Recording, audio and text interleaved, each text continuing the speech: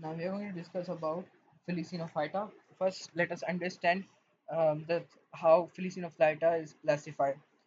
The division in which the Felicynophyta comes is known as Pteridophyta. Pteridophyta. Pteridophyta. In Pteridophyta, we have three major classes. Three major classes are there. Number one is Felicini. We call this class as Felicini or Felicynophyta. And second class is Gymnospermy, while third one is Angiospermy. What we are going to discuss here is about Felicynophyta, which is the most primitive class of Pteridophyta. Felicynophyta basically are uh, what we call as ferns. These ferns are the plants which have polyveined leaves as a characteristic polyveined leaves, which we also call as megaphytes, alongside which they have got a rhizome, which is there is an upright rhizome as well as there is an underground rhizome. Underground rhizome is covered with brownish scales, which are known as ramenta. Ramenta, right? And alongside that, when it comes to its leaves are given a specific name. These are megaphytes actually. Reticulate venation is named. So its leaf are is having a special kind of name which is known as fronts. Why do we call them as fronts? These are named as fronts because these are the leaves which bear special aggregations of sporangia, which are known as sorus, such that on the posterior side of the leaf we have a special structure present, which we call as on the posterior side of the leaf, on the back side of the leaf or posterior side of the leaf, there is what we call as an aggregation of sporangia, on the posterior side of the leaf, which we call as the sorus singular or sori plural. Now, that aggregation is in form of several uh, sporangia on the posterior side,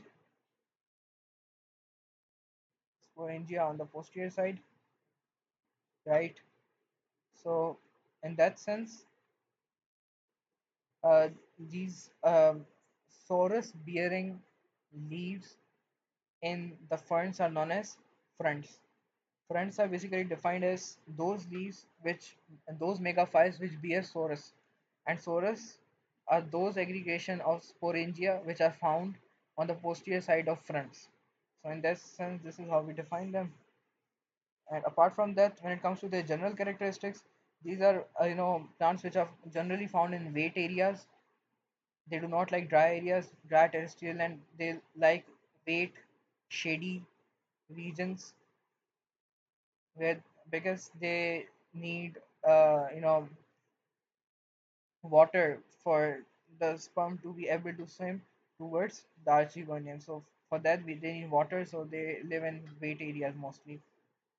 Some of them hardly live in what we call as the dry area, terrestrial land.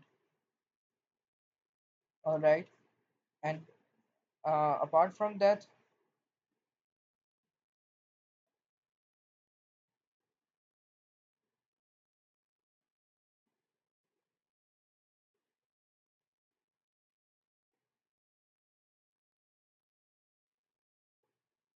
in the next slide I can show you a bit of its diagrammatic appearance as well. Yes, so this is the structure of the sporophyte. Uh, the the sporophyte has got the sporophyte basically has leaves arranged in the form of you know in arranged in the form of a special structure. Now we are going to classify on the basis of that as well. So classification of leaves on the basis classification classification of leaves on basis of arrangement of leaves. Classification of leaf on the basis of arrangement of leaves is what we call as phylotexy. Phylotexy. Phylotexy is basically the classification of leaves on the basis of arrangement of leaves. So, according to phylotexy, there are two major types of leaves: simple leaf and compound leaf. Simple leaf and compound leaf. Let's suppose if we have a branch of the leaf. Now that branch is having several leaves on it. Several leaves are there, right? So from that particular main branch, if there are certain other branches rising as well, if there are other branches rising as well from that main branch, and from that from the branch from where the main branch and from the new branch, there is again another branch rising, causing to create a reticulate network. Again, another branch rising. Then, at that moment, this type of arrangement of leaves is known as the compound leaves. But if there is a single main branch from where the leaves are attached, is known as simple leaves. Now, when it comes to Felicynophyta, these are compound leaves. These compound leaves are further classified into two major classes, which are known as pinnately compound leaves and fumarately compound leaves, right? So when it comes to pinnately compound leaves, these are those leaves which are having the arrangement of their secondary branch.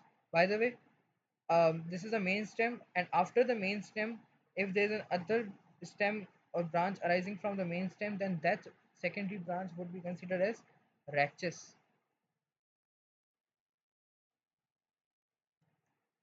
And the leaf which would be present on the rachis would be considered as leaflet, and there's a specific name for that leaflet as well. These are known as pinne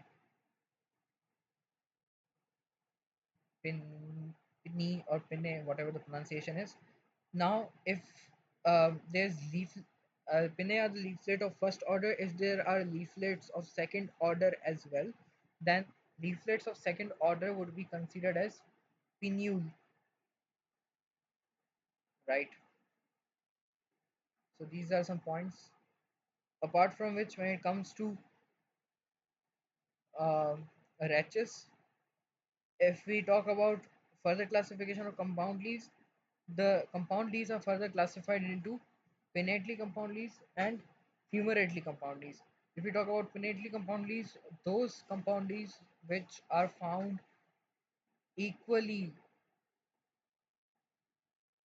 arranged, parallelly arranged with um, the other leaf on the rachis, then these are known as pinnately compound leaves.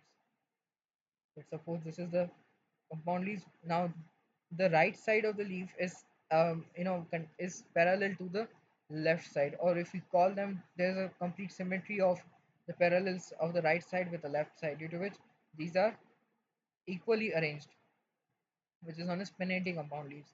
But if we talk about fumarately compound leaves, in that sense, the leaves are not arranged together. These are arranged differently. Let's suppose one leaf is uh, one side is having an equal representation of these leaflets attached to it, while another side is not having an equal representation leaves are attached to it. So there are no though no pairs of leaves or proper arrangement of leaves in the rachis in the fumarate compound leaves, while in the pinnately compound leaves there's a proper arrangement of leaves on the rachis. Now, if we talk about pinnately compound leaves, there's further classification such that pinnately compound leaves are also known as are also having two major classes: even pinnately compound leaves and odd pinnately compound leaves. Now, if the pinnately compound leaves are have present in even number, let's suppose if there's one pinnately compound leaf on one side, so there would be another pinnately compound leaf on the other side, due to which there would be an even number of pinnately compound leaf created on both sides, due to which this condition would be called as evenly compound leaves, evenly pinnately compound leaves.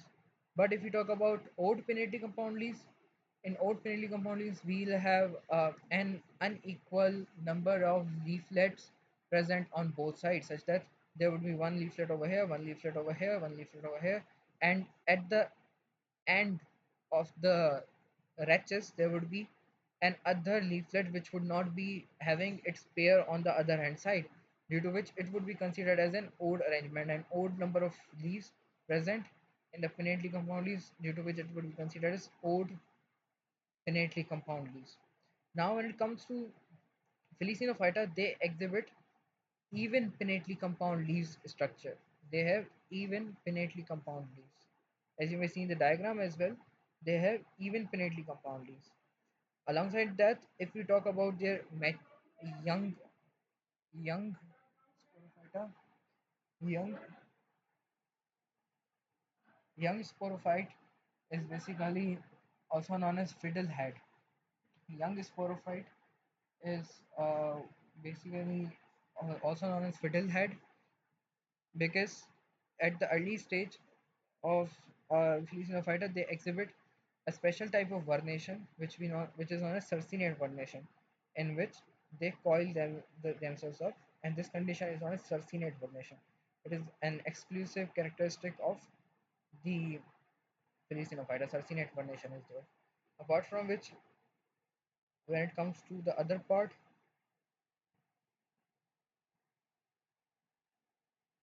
the Gametophyta is prothallus, which is again the gametophyte is prothallus.